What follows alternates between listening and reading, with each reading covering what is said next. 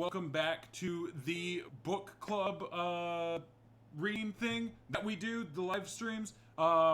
We had to skip last week because I was having Wi-Fi problems, so I'm 2 weeks removed from the last chapter that we read. Don't really remember much of it, so if you were coming in hoping for a recap, I don't really know what to tell you. I remember or something like that. Don't remember, I'm 2 weeks removed. That's alright. If you want to catch up, we have the old ones available in the video feed on the channel. So, without further ado, I'm just gonna hop into chapter 5. If you're new here, like, we read the chapter, I take notes. James will send me questions in between chapters so I can, catch up, chat with y'all, etc., etc., etc. So if you guys have anything that you want to talk about, you want me to talk about in between chapters, feel free to drop it into the chat. That's what it's called. Feel free to drop it into the chat, and James will shoot it over to me while I'm reading, and we'll get to that in between chapters. But without further ado, we are reading chapter 5 and 6 of Wings of War. So chapter 5 starts now.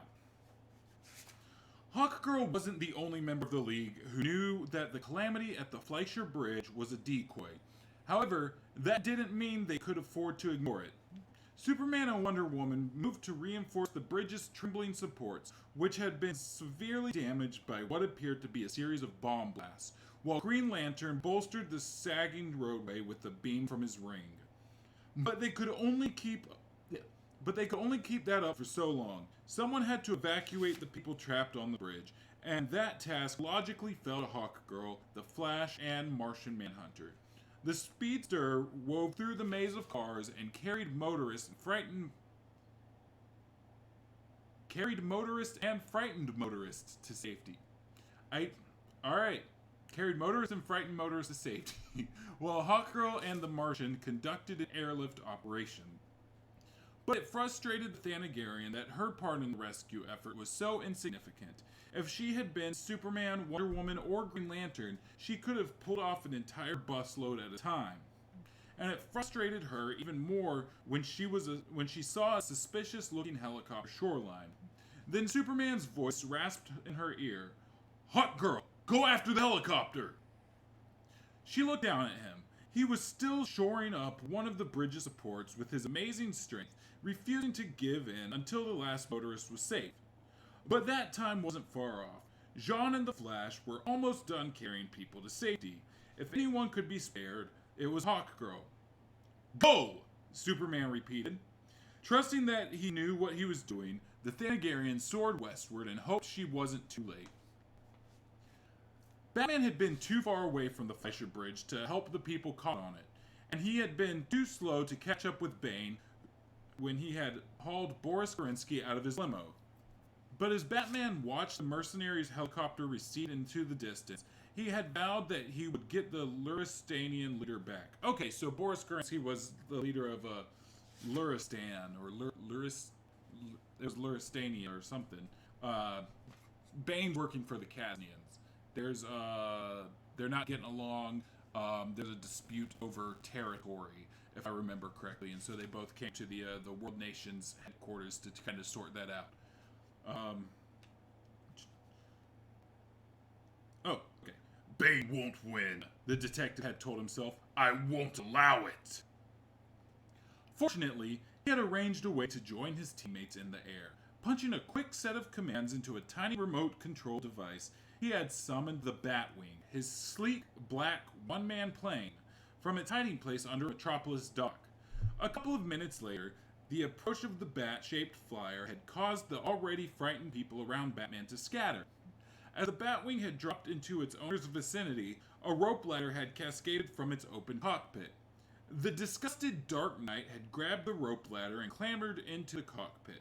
Or the disguised Dark Knight, not the disgusted, my bad.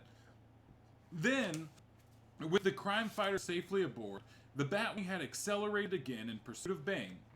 Right now, Batman was continuing that pursuit, heading westward over the outskirts of the Metropolis borough called Park Ridge. As he flew, he pulled his cowl and folded up cape from the lining of his jacket and put them on. He didn't know Bane's destination. No one did. The mercenary would have been certain to avoid radar by flying low, just as Batman was doing now. However, the detective could make some educated guesses. For instance, he didn't think Bane would have remained in the air longer than he had to, since it was less risky to transport Garinsky by car.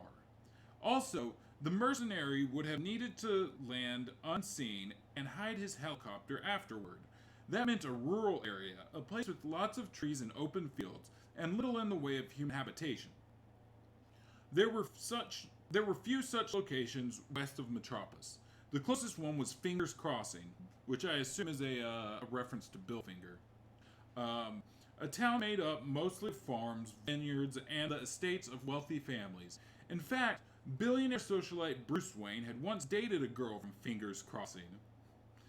It didn't take long for him to get there. Unfortunately, Batman had no way of knowing which farm, vineyard, or estate might have served as Bane's landing field.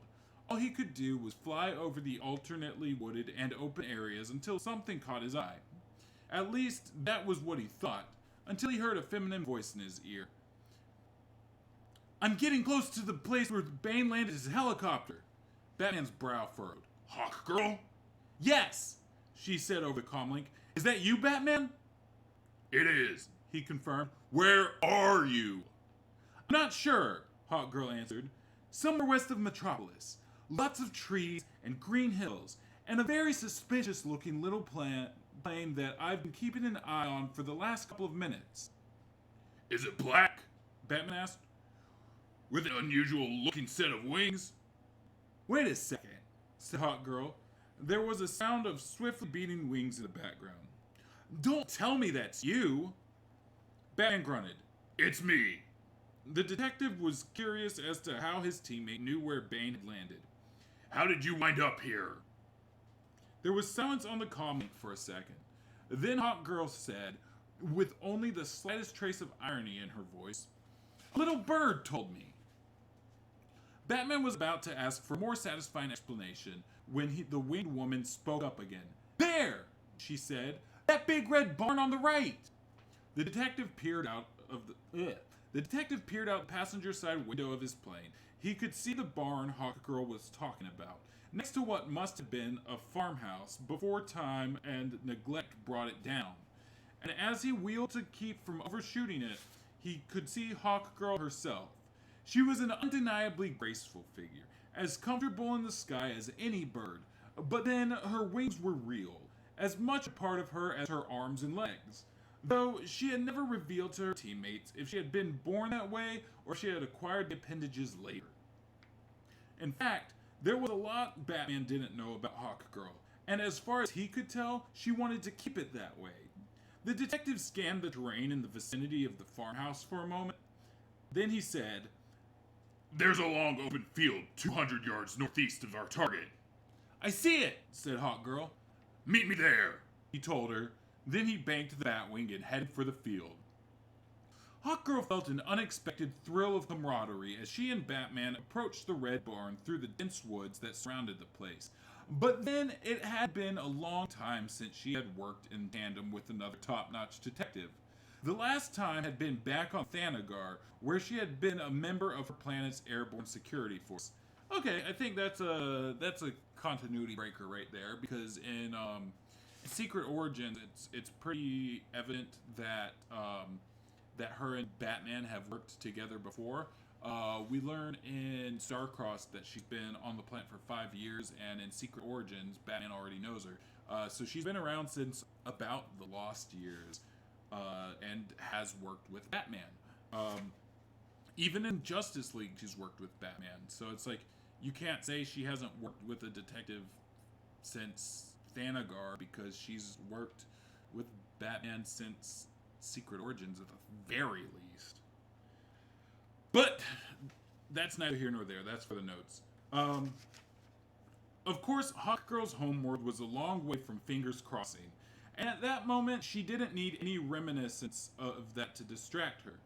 Not when so much was riding on the possibility of recovering Boris Garinsky. There wasn't any chance that he was in the farmhouse beside the barn. It had been hollowed out by fire at some point. There was barely any of it still standing. But the barn. Hawkgirl listened carefully. Yes, the barn was a different story. Looks deserted, Batman observed of the surviving structure. It's not, Hawkgirl noted. He looked at her skeptically. That little bird again? She smiled. Something like that. Batman frowned and studied the barn again. Bane's helicopter could be in there. Gorinsky too. Let's check it out. Let's, Hawkgirl agreed. The detective kept to the trees as long as possible. Then he darted across the open space between the woods and the barn and plastered himself against the wall next to the barn door. Hawkgirl chose a different route. With a few beats of her wings, she cleared the tree line and shot into the sky. Then she lowered herself onto the barn. Now? She suggested through her comlink. Now, Batman confirmed. Then he reached for the handle of the barn door and swung it open. With perfect timing, Hawkgirl flew through the opening and got a look at what was inside. The first thing she saw was the black shape of Bane's helicopter. The second was the blue flash of gunfire. Hawkgirl left her energy mace on her hip and launched herself into the gunman's midst. The safest place, since they couldn't fire for fear of hitting one another. Out of the corner of her eye, she saw Batman join the fray. She had to admit that he was a master at hand-to-hand combat. He flowed like a shadow, knocking out one adversary after another. But there were at least a dozen of Bane's henchmen in the barn, and it wasn't possible for the heroes to engage them all. As a result, a few of them turned trail and went running out of the barn. Both Hawkgirl and Batman were too busy to offer pursuit. Fortunately, the Thanagarian had another option, one that involved her winged allies. It didn't take long to make use of it. Then she began weaving her way through the gunmen again, getting in blow after punishing blow. Finally, there wasn't anyone left to fight. Batman came to that conclusion at about the same time Hawkgirl did, and went pelting out of the barn. Apparently, she wasn't the only one who had seen a few of the gunmen slip away. But she knew they hadn't gotten very far, and in a moment, Batman would know it too. Sure enough, as Hawkgirl emerged from the barn, she saw 3 would-be escapees cowering with their backs together and their guns lying on the ground around them, held at bay by a flock of swooping, squawking birds. Batman turned to look at her. You're doing? He asked. Hawkgirl shrugged. I couldn't just let them get away, could I? So Hawkgirl can control birds in like an Aquaman type fashion? I guess that's odd. I don't think that's happened before. It wasn't as if she could have commanded the bird. Oh. It wasn't as if she could have commanded the birds to do anything she wanted of them. But the right suggestion, planted at the right moment, was enough to get them to detain Bane's henchmen. So I guess she doesn't control the birds, but she can suggest things to them. That's still bizarre.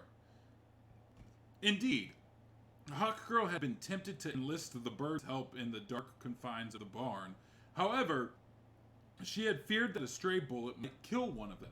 With the birds keeping the 3 gunmen busy, Batman went back into the barn. Hawkgirl flew after him. What are you doing? She asked. Looking for Gorinsky, he said. Here in the barn? Hawkgirl wondered, alighting on the straw-covered dirt floor. No, Batman told her as they moved into the shadows behind the black helicopter. Underneath it. Then he knelt, reached through the straw, and grasped something. Before the Thanagarian knew it, the Dark Knight had swung open a square wooden door with a crude handle attached to it and gotten a hissing blast of something in his face. Whatever it was, it didn't have any color, but Hawkgirl could tell by the scent of ether that it was an anesthetic meant to knock unconscious whoever was incautious enough to open the door. Too late. Batman shot to his feet and staggered backwards, but the hissing kept on unabated. Left to his own devices, the detective seemed certain to succumb to the invisible gas. Fortunately, he had some help. With a burst of speed, Hawkgirl swept Batman up in her arms and flew him back out of the barn. Out in the open air, she took a few deep breaths and was able to stand without the teammates' help. I'm alright. Oh, that's Batman. I'm alright, he said, though he failed to make it sound convincing. You sure? She asked. Batman nodded. Fine. The only thing that seemed to have been hurt was his pride. Booby traps, Hawkgirl thought. They were a common tactic back on Thanagar. When criminals wanted to put the police off their track, they booby-trapped something and eliminated pursuit. But if the disgust on Batman's face was any indication, that sort of thing didn't happen very often on Earth. Or maybe it did, and it just hadn't happened to him. Hawkgirl had to give her teammate credit for noticing the trapdoor in the course of their struggle with the gunman. Usually, she was the observant one. But for a guy who was supposed to be the world's greatest detective, Batman hadn't demonstrated a lot of common sense. The Dark Knight turned to the three gunmen whom the birds were keeping at bay. Hawkgirl had a feeling she knew what her teammate was thinking. You think they know? She asked. Batman scowled. Only one way to find out. He walked up to the nearest of Bane's henchmen, a fellow with a receding hairline and a dark, drooping mustache. The gunman's brow furrowed as he took note of the crime fighter's approach. Where's Gorinsky? Batman demanded. I'm not talking, the gunman said defiantly. Hawkgirl saw the muscles work in Batman's jaw. We'll see about that, he said evenly. Maybe he would have gotten the information he sought, eventually, but the winged woman believed she had a quicker and more certain way. Let me handle this, she said, and she approached one of the other men, a guy with curly, dirty blonde hair. I'm not talking either, he said, anticipating her question. Hawkgirl smiled. I wouldn't expect you to. I mean, what could possibly frighten you enough to make you betray a guy like Bane? Nothing I can think of. Her eyes narrowed in the slits of her hawk mask, as if she were looking right through him. Unless... And she let her voice trail off suggestively. Without realizing it, the blonde man shot a terrified look at the birds that were still diving at him repeatedly and then withdrawing. And with that one glance, Hawkgirl's suspicion was confirmed. She was younger than most of her comrades back on Thanagar, but she had been around long enough to know when someone had a fear of birds. It's funny, she said. Birds are such fragile creatures, but when you put so many of them together with all those hard, sharp little beaks...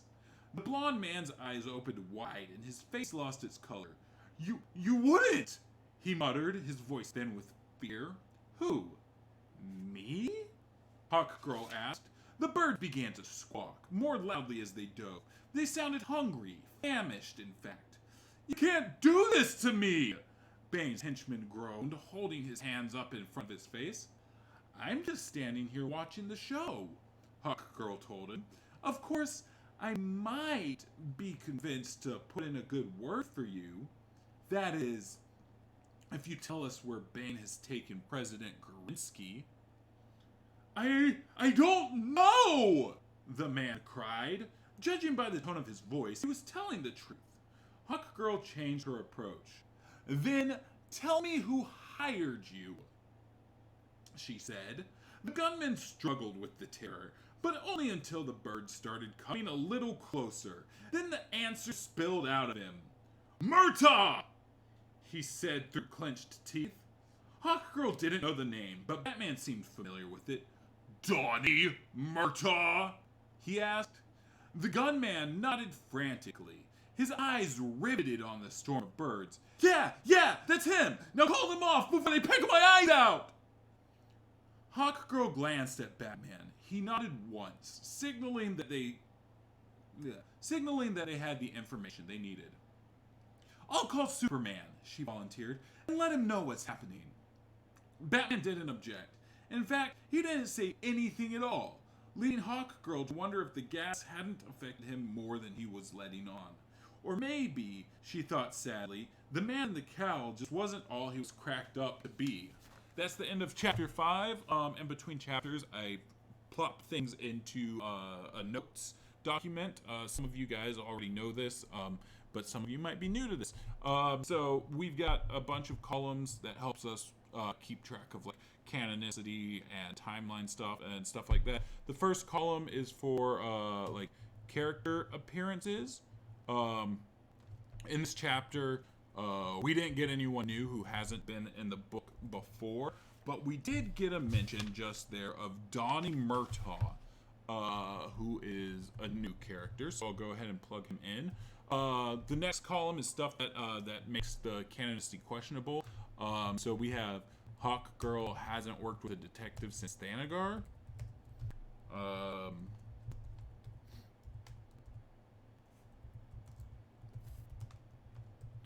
And then after that, we also have Hawk Girl can communicate with birds. Those are two different weird things. Oh, I misspelled Hawk Girl. I put a T instead of an R, so it's like Hawk Giddle. Then like the next column over is in-show events that are referenced. Nothing really in this one. Next column over is references of time, whether it's like time passing or like the year is blah blah blah, which nothing there. The next column over is like concrete appearances, like or if something has like a concrete origin, kind of like how the Bat Signal has an origin episode, or like certain villains have origin episodes, etc., etc., etc. Nothing new popped up in this chapter that I haven't already noted. Next column over is pop culture stuff. I didn't notice anything there. Next column past that is like mentions of weather. Usually that's like in case it's mentioned to be like a nice hot summer day, or if it's snowing or something along those lines. And then after that is other clues, which is anything that doesn't fall under any of the predetermined, the predetermined columns, which everything seems to be fine from that. So hopping before I hop over into chapter 6, it looks like James has some questions popped in. Den Toons Comic says, "Holy shit, Mattie's Batman voice sounds so much cooler now. A couple people thought this was a book we made." No, so yeah, I don't know. I don't know why there would be any difference in my Batman voice. I feel like I'm still kind of pulling from the same place, but it might just be the fact that I do this on a weekly basis now, so that that voice has started to, I guess, kind of like kind of growing with me, I guess. A couple people thought this was a book we made. No, this is a book that was published by who is it? It's published by Bantam Books. It came out, I want to say, in 2002, and was written by Michael Jan Friedman. It wasn't anything we wrote. Would have been cool if it was. I'd always be down to, like, after having done this for so long, the Watchtower database stuff, and how we're like writing a story that goes along with our our videos. I would 100% be down to like try my hand at writing a book. If anyone from Capstone Pubs is in the chat, let me know. I'll write a book for you guys. DCAU and everything. See. Oh, I'm probably gonna butcher your name. It seems kind of Russian-ish, maybe something from that area of the world. Androcatone May says, "What if this is Mattie's true voice and he's been pitching it up all along?"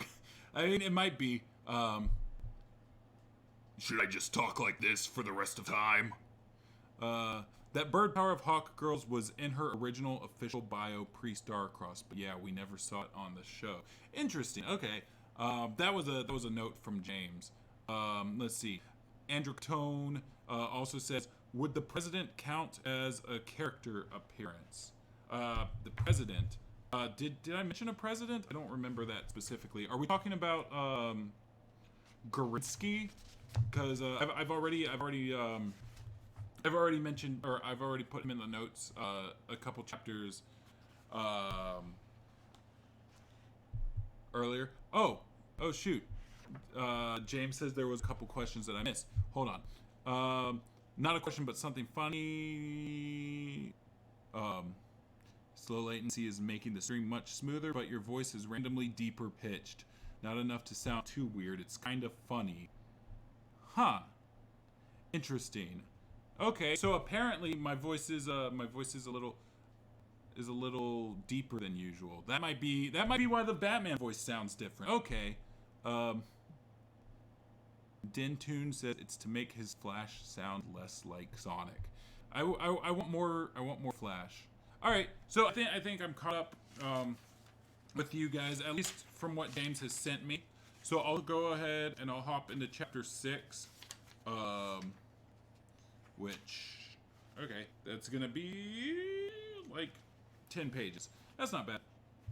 All right, if y'all feel free to keep dropping questions. We'll talk about Watchtower stuff. We'll talk about me stuff. Whatever y'all want to do. But I'm gonna hop into chapter 6. I've got to rush through this because James has to boot me off at 5 o'clock. So for me to get more questions in, I gotta rush through. Hovering over Metropolis, Superman looked out onto the wreck that had been Fleischer Bridge. It would take some work to restore it to its old self, but the Justice League had gotten everyone off of it safely. That was the important thing. Bridges could always be replaced, no matter how much nostalgia they evoked. People were a different story. Superman? Came a voice in his ear. He recognized it as Hawkgirl's. Yes, he responded, eager to hear if her pursuit of Bane's helicopter had paid off. I'm here with Batman, she said. We met some of Bane's friends, but we weren't able to recover Grinsky. At least not yet. You have a lead? Superman asked. Batman says we do. That was good enough for the Man of Steel. Then pursue it, and keep me posted. We'll keep watch here in Metropolis until you get back. Will do, said Hawkgirl. Superman scanned the urban expanse of Metropolis and knew the League had a job ahead of them, not just keeping the city's people calm after what had happened on the bridge, but also anticipating whatever trouble would come next. And there would be trouble. His reporter's instincts told him so. Hawkgirl looked at Batman in the gathering darkness of evening.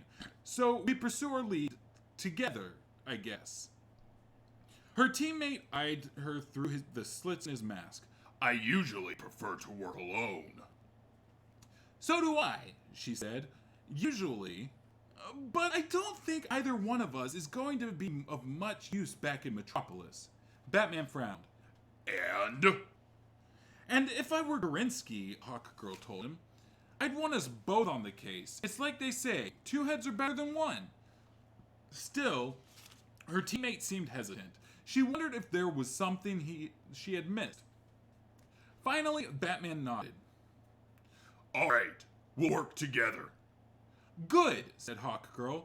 Glad they had gotten that out of the way. What's our next stop? A moment later, they were off, her powerful wings carrying the additional burden of the Dark Knight. Batman had made a promise to himself once, that he wouldn't let anyone die at the hand of a criminal if it was in his power to prevent it. That was after his parents had been gunned down in a place called Crime Alley, on their way home from a night at the movies. Batman, who was then an 8-year-old boy called Bruce Wayne, had seen it happen. The tragedy had unfolded all around him like a nightmare he couldn't wake up from. He could still remember kneeling over his parents' bodies as the thief who had killed them ran away. He could still hear the hiss of rain on the pavement and the clatter of the man's frantically retreating footsteps. It was then that Bruce had made the promise to protect others from harm, and from the day he had taken on the likeness of a bat, he had been true to his vow, until about an hour ago. When Hawkgirl had suggested that they work together to find Grinsky, he should have agreed immediately. It was clear she brought something to the table that he couldn't, some sort of instinct he couldn't figure out, not to mention her ability to fly, or her talents as a fighter, or her energy mace, or her amazing rapport with birds. They're really leaning into this bird thing, which Batman hadn't even known about until he saw her make use of it back at the barn. But he hadn't agreed to work with her right away. He had hesitated, and to his shame, he knew why. It was because Hawkgirl had shown him up in the barn. First, she had pulled him out of harm's way when his encroaching fatigue and lack of caution had kept him from realizing he was walking into a trap. Then she had managed to scare up the information they needed when it had looked like he couldn't. He was known as the world's greatest detective, but Hawkgirl, at least for now, had shown herself to be a greater one. So Batman had let his ego get in the way of his work, but he wouldn't let that happen again. He wouldn't set his personal feelings aside for the good of their mission. Or he would set their... Okay, sorry. Would, not wouldn't. They would find Gorinsky by working together, and that was a promise. Just as Batman thought that, he saw the night-dark Metropolis waterfront loom below him, with its neon signs advertising saloons, souvenir shops, and tattoo parlors. Hobbs Bay was the roughest part of the city, frequented by all sorts of shady types. "Down there," he said, pointing with his free hand. "Gotcha," Hawkgirl replied. Then she set him down in the alley he had indicated and alighted beside him. "I'll take it from here," Batman said. "I know guys like Murtaugh. I've been dealing with him for years." He could see the skepticism in his partner's eyes, but then he hadn't exactly been impressive back in Fingers Crossing. She was wondering if she could trust his judgment in this matter. "I can handle it," the detective assured her. "All right," Hawkgirl said, "but I'll be watching, just in case you need a hand." Ugh, my nose is starting to itch. He nodded. "Fair enough." As Batman watched his partner ascend into the night, the beating of her wings creating a wind in the alley, he reviewed what he knew of Donnie Murtaugh. Batman had first heard the name years earlier when he was investigating Gotham's organized crime syndicates. Murtaugh ran a bar called The Anchor here in Metropolis, but its main function was to launder money for the Pulaski family. If memory served, Murtaugh ran his place himself, never trusting anyone to do it for him. So more than likely, he would be there now. Or for the next 3 minutes anyway, since a Metropolis ordinance forced saloons to close at midnight on weekdays. The Anchor was situated to one side of the alley, and there was a dead end in the other direction, so Murtaugh would have to pass the alleyway on his way home. Anyway, that was the theory. Edging up to the mouth of the alley, the Dark Knight waited. He could feel his fatigue threatening to overwhelm him like a great dark wave, but he resisted it. He didn't have the luxury of taking a break, not while Bane had President Gorinsky. One figure after another walked by the detective, unaware of his presence in the alleyway, but none of them was Murtaugh. Batman was starting to wonder if he had miscalculated when he caught the sight of the face he had been looking for. Instantly, Batman reached out and pulled Murtaugh into the alley. No easy task, considering the guy was 6'3" and weighed 250. Then the detective thrust the crook backward into the shadows so no one would witness their conversation. Murtaugh stared at him, his eyes widening under his dark brows. You! He said. You're real? "And you're Donnie Murtaugh," said Batman. His voice as cold as a wind in a wintry graveyard. "Yeah," said Murtaugh, his voice rising in pitch. "But I ain't done nothing, I swear it." "Really?" said Batman. "Then it must be some other Donnie Murtaugh who got Bane the men he needed to kidnap Boris Gorinsky." "I don't know what you're talking about," Murtaugh told him. "I wasn't part of no kidnapping." "Bane's men told me otherwise." Batman took a step forward, watching Murtaugh's hands in case he had a weapon in his jacket. "Now you can play the I'm innocent game all night, but that might not be so smart. I'm bound to remember a couple of other stunts you pulled that the Metropolis Police Department would be interested to know about." Judging by the way Murtaugh's Adam's apple slid up and down his throat, he knew what activities Batman was talking about. "All right," said the big man. "I got some men for somebody, but I didn't." Before he could finish, something moved on Batman's right. He whirled to face it, ready for anything, but it wasn't an adversary. It was just a big, sleek cat that had darted out from behind a plastic bag full of garbage. If he hadn't been so jumpy from lack of sleep, he wouldn't have given it any more than a glance. Batman turned back to Murtaugh, but he did so too late to defend himself against the meaty fist flying at his face. Rolling with the punch, Batman took the edge off of it, but it still hit him hard enough to send him staggering backwards over a trash can. Seeing his chance to escape, Murtaugh bolted past the Dark Knight in a heartbeat. he had yeah. Oh, that's a new sentence. In a heartbeat, he had exited the mouth of the alleyway and was out of sight. Batman recovered and took off in pursuit, but before he could get very far, he saw something green and yellow and red sweep Murtaugh off his feet and propel him high into the starry night sky. It was Hawkgirl, and though Batman couldn't hear what she was saying because of Murtaugh's strangled curses, she seemed to be posing him the same kind of questions Batman had been asking, but at a height of a few hundred feet. Hawkgirl had a bit more leverage. Murtaugh couldn't even struggle for fear of the winged woman letting him go. All he could do was hang there and plead for her to let him down. But she wouldn't do that, of course. She would let him dangle until he told her what she wanted to know. Or at least what Batman thought. Or at least that was what Batman thought. Suddenly, and without warning, Hawkgirl let go of her prey. Murtaugh filled the night with a long, blood-chilling scream as he plummeted toward the street below. Batman knew he couldn't break the man's fall, not when he was dropping from 300 feet up. But he couldn't let Murtaugh die either. No matter what he had done, it wasn't Hawkgirl's place to punish him for it. The Dark Knight launched himself toward the spot where Murtaugh would hit the hard, unforgiving pavement. But before he could get there, he felt a rush of air and saw a blur of feathered wings, and realized he wasn't the only one intent on saving Murtaugh's life. As Murtaugh gibbered hysterically, scared out of his wits by his brush with death, Hawkgirl soared with him to the same height as before.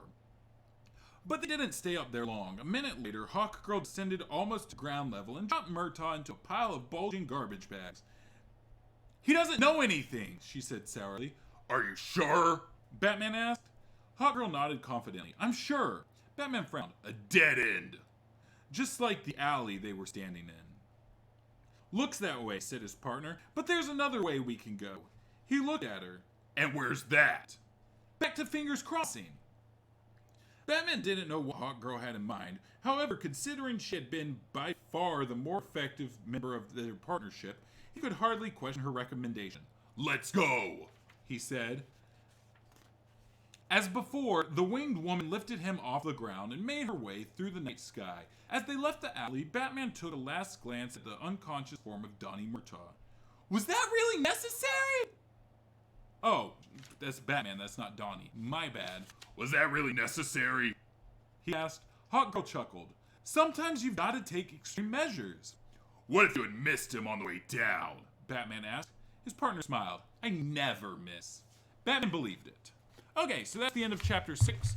As far as appearances go, we got a mention of Martha Wayne and Thomas Wayne. Let me see. Trying not to be out of frame, so you guys can still see my lovely face.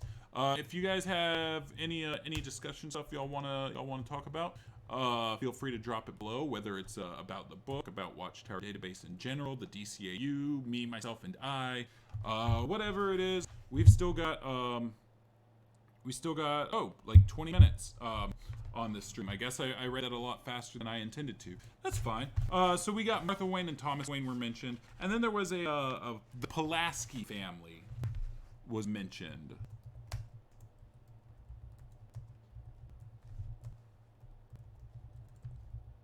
For anything that's not canon, I don't think there was really anything in this chapter. In-show event. Well, I mean, I guess technically, I guess I could put that, it's dated to have been raining when the Waynes were shot. But in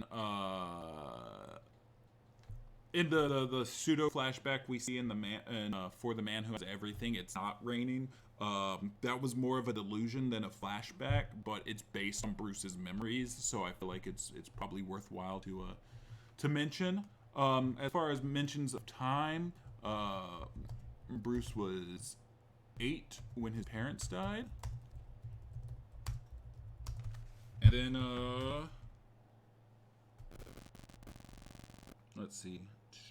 Then there was, where'd it go? There's something about, like, he had heard of Murtaugh years ago. Yeah. So, Batman first heard of years earlier when he was investigating Gotham's organized crime syndicates. While investigating...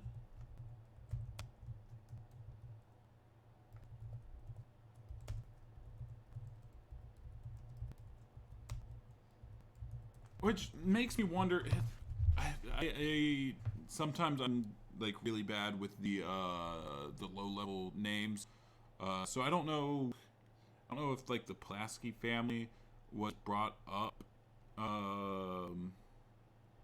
in BTAS at all. Probably not.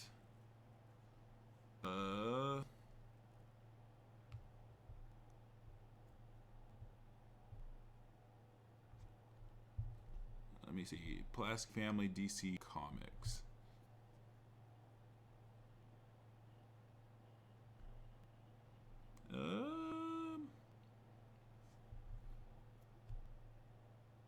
Maybe if I just put Pulaski, because it keeps showing me like Royal Flush Gang. It keeps showing me like Nuclear Family. See, there's an Andrew Pulaski, who I guess goes by the name of Apollo. So probably not the same guy. I don't know. That's fine. Okay, so where are we?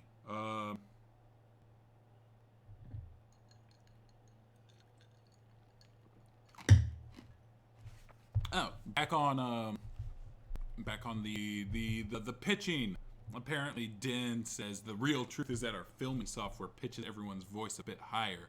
The Data Boys truly have deep, manly voices. Deep and manly like this. This is how I really talk. I've always had a bit of a higher voice. I think that's part of why, throughout high school and everything, I usually came off as a more effeminate dude. Because my voice didn't really drop too far. Din 2's comics. I'm gonna make a Watchtower database exposed video over my conspiracy. Go for it. The more exposed videos, the better, because it'll dilute it when it finally comes out that we beat dead children that were already dead and we just found and decided to beat them. Yeah, so it'll just soften the blow of that coming out. That's more of like a James thing that happens, but you know, I've been known to jump in a time or two. See, I'll team up with Maxi Sona. He knows how to get in. I don't know necessarily like how much that will help with anything, especially with it. It's really looking like this might not fit canon. I think we're 6 chapters in so far, and 4 of them like for sure have stuff that kind of breaks canon. Just go back a minute and play the video at 1.5 times speed. It's his true voice, I'm calling it. Next video, I hope you guys make a reference to this. Apparently I'll enjoy going back and listening to this. It's I'm very interested to see what's going on. Starry Night equals weather clue. I don't think so much. Being a starry night is all just dependent on where you are. Like I live in Seattle, so there's a lot of light pollution, so we don't see the stars too much. But like when I lived back in Georgia, we could see the stars all the time. ATM Fallout Boy, did you know Batman the Animated Series is canon? I did not. That's a surprise to me. I'm gonna hop over to the chat myself, see what's going on. I don't know if I'm supposed to be doing that, but it seems James has stopped sending me things. So I never actually knew you guys live streamed until now, so when do you usually stream? Oh, okay, you already answered that. You should make a book club shirt, I'd buy it. Yeah, okay. I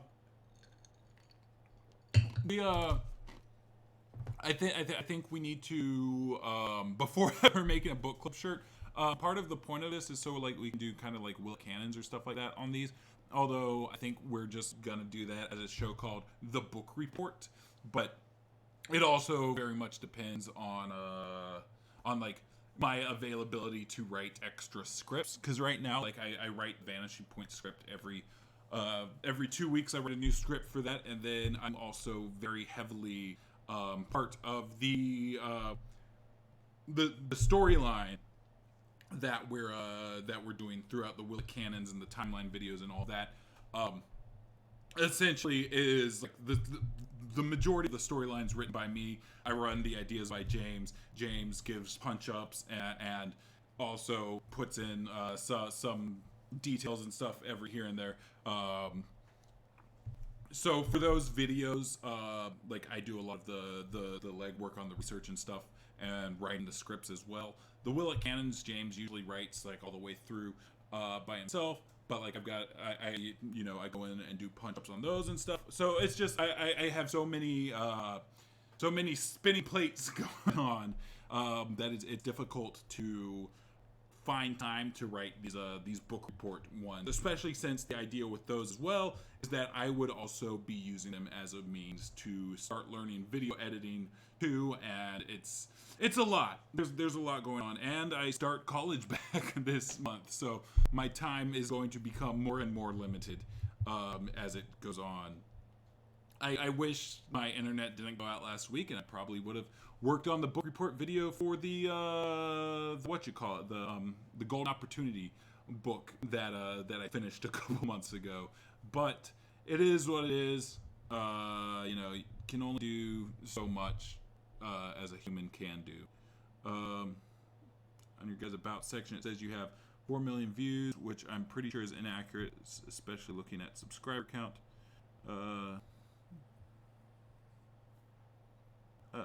Been subbed for years. God, the lag. Oh, is there lag? I'm sorry if there's lag. James sent me something. I'm gonna. Oh. He says read this aloud, but I don't think I should. This book is as old as Din. Beat you to it. Beating dead children is better than alive children, I guess. Yeah, exactly. That's my way of looking at it. Although, does it make it worse if we dig up the bodies before doing that, or does it make it worse if we just find the bodies elsewhere, like on a crime scene or something? I'm not sure. I'm not sure which would be worse. Probably digging them up. What happened to the frame rate? I don't know. So these streams have been kind of like weird as far as the lag goes. We're kind of trying to work on figuring it all out. But at the same time, like I just said, I'm spinning a lot of plates here. Constantly doing work on the channel. I work about 20 to 30 hours a week at my actual job, and then it's one thing after another. College is coming back. It's hard to figure out the time to troubleshoot things, but I'm trying to figure it out. If any of you guys have any troubleshooting tips for live stream and want to send them my way, at Mattie Washburn on Twitter, real easy to find, or you can just send us stuff in the Discord channel, and I'll try to look through it. Let's see. Wings of War, what happened to frame rate? This book is as old as Din. Din, you make me feel old. You make me feel old because I'm 11 years older than you. You used to live here. What part of Georgia? So I went to high school in Brunswick, Georgia. Then I did 2 years of college there. Then dropped out, moved back in with my mom in Florida, and then from there moved back to Georgia and was living in Savannah, Georgia up until 2 years ago. School tomorrow, and it's 2 a.m. where I go to sleep. ATM, fall off boy. Your school's much more important than this. Would you like a Batman show in Network Joker death and Bruce retirement, or Terry show Network epilogue and season 3 finale or post? I'm not sure what that question means. Would you like a Batman show in Network Joker death and Bruce retirement, or Terry show Network epilogue and season. Do you mean between? Is that like it happens in between the Joker's death and Bruce's retirement, and between the season 3 finale and epilogue? Is that what? If you mean if which show would I want in between? I think. Ooh, I don't know. I feel like it'd be really interesting to see a show featuring Bruce in between those 2 points, just because obviously he's going to be a bit more hardened. Like it's going to be a different dynamic than we've seen with him in the DCAU so far. Whereas a Terry show in between season 3 and epilogue, it's just going to be like more Batman Beyond essentially, which like I would love. But I mean, it'd be really interesting to get a dive into Bruce's character. I think the more interesting thing to do with a Batman Beyond show would be something set after epilogue, where James is gonna be mad if I spoil anything, but like just something where Terry's outlook on life changes based on the reveals in that episode would be fun. Nearly dropped my phone in the toilet. I've been there, random guy. Do I play DC Legends on mobile? I do not. I used to play DC Universe online for a little while, but I don't have much time for video games anymore. I just started replaying the Arkham series, trying to take notes on that, because it looks like an Arkham game could be announced any day now. So, want to get ahead of the curve and maybe be able to put out a video for that. But that's really the only game I'm playing right now. I've been in a mood to like play Tony Hawk Underground again, but my PS2's not working for some reason, so I think I need to just buy new cords or something like that. Maybe a new controller. All my controllers were really weird last time I got working, and then it's one thing after another. It's better now. Well, that's good. When can you review the Fortnite episode of Justice League Unlimited? I don't think there is one.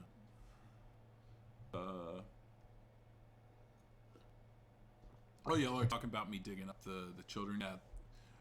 So I think what I was trying to say is digging up the children to beat them worse than beating the live children. I'm sure it's worse than finding the dead children. This was a bad joke, and I don't know why I'm still running with it. That might end up in an exposed video one day, but that's fine. I think interfering with the crime scene has more consequences than plain old desecration. True, but one is morally worse. I say if you guys take a break, we'd be okay. We can wait. We're sub for. Oh yeah, I mean we're not trying to take a break or anything, but it's certainly there's just a lot to do to stay on top of things, and it's definitely hectic a lot of the time. And taking a break kind of hurts us financially as well.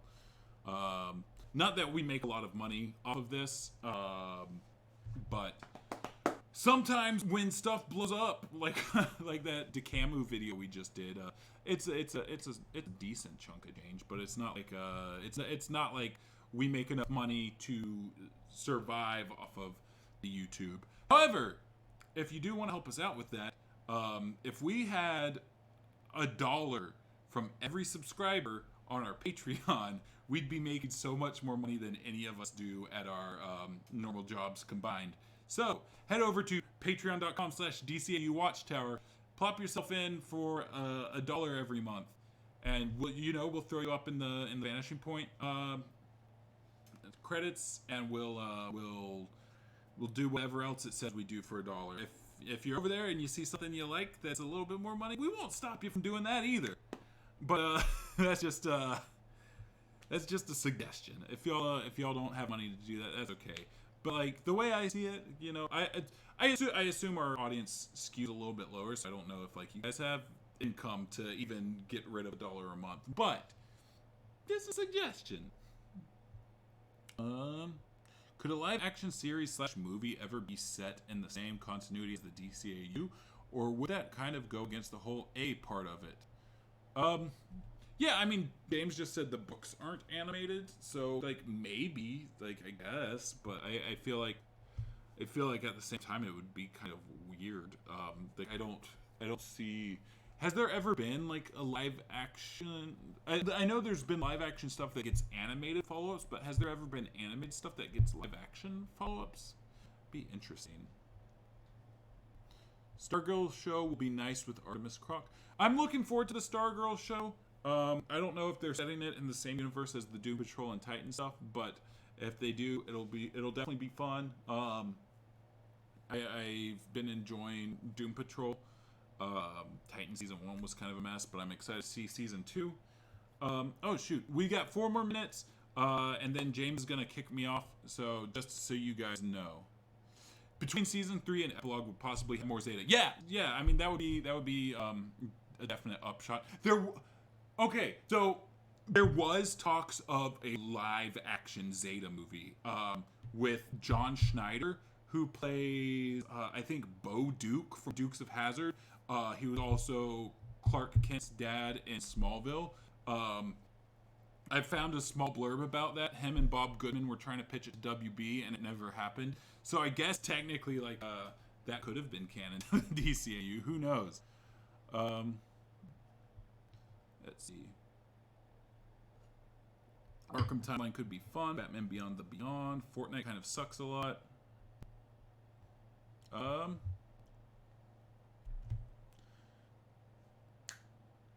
When is Stargirl coming out? I don't know. I've been so behind on figuring all that stuff out. I still need to finish Swamp Thing and Young Justice.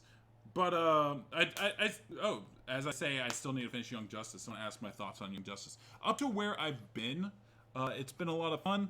But I've fallen behind. I think I'm like, they dropped the last 3 episodes all at once, and before that I was already 3 episodes behind. So I'm like 6 episodes behind because I've been making my girlfriend watch How I Met Your Mother since she'd never seen it all the way through.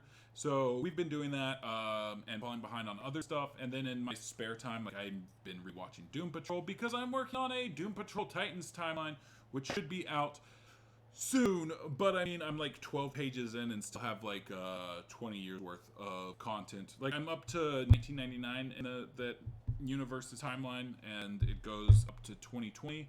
So I'm still a bit behind on that.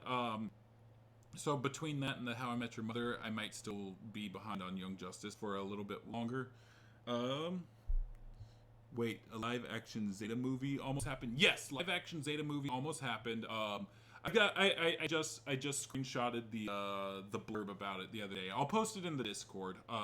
I think I had more information on it at one point, but I can't find it anymore, so I'll have to like try to do internet archives and stuff. If I can find more info on it, then we will probably make a video on it at some point, but I'm not sure when that would be. I need to get DC Universe. Yeah, DC Universe is pretty good. I'm upset that it doesn't have a PS4 app yet. Because that's how I watch most of my streaming, and if I want to watch my DC Universe on the TV, then I have to unplug something and plug up another HDMI cord, and it's just a whole mess. Doom Patrol and Titans don't exist in the same universe, except they do. It's been said they exist in the same universe, though the continuity is loose. But like there's Easter eggs to Titan stuff in multiple Doom Patrol episodes, so it's definitely the same universe. Watching on blah blah blah. I think they do exist in the same universe. There was a nod to crypto. Yeah, there was a nod in the second episode. There's a nod to crypto as well as a nod to Melissa Roth's death, which we see, I think, in the first episode of Titans. Yeah, they did appear in Titans first. Essentially, they're the same universe, but like the crew has said they're telling different stories, so they're not really trying to line much up together. But it is a shared reality.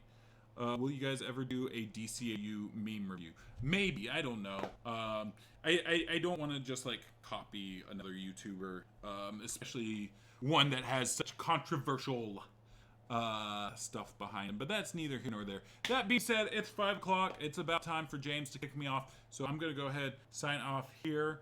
What have the Jay's reviews cameos been leading up to with Epilogue, and how is he doing that with Epilogue? I'm not gonna spoil Jay's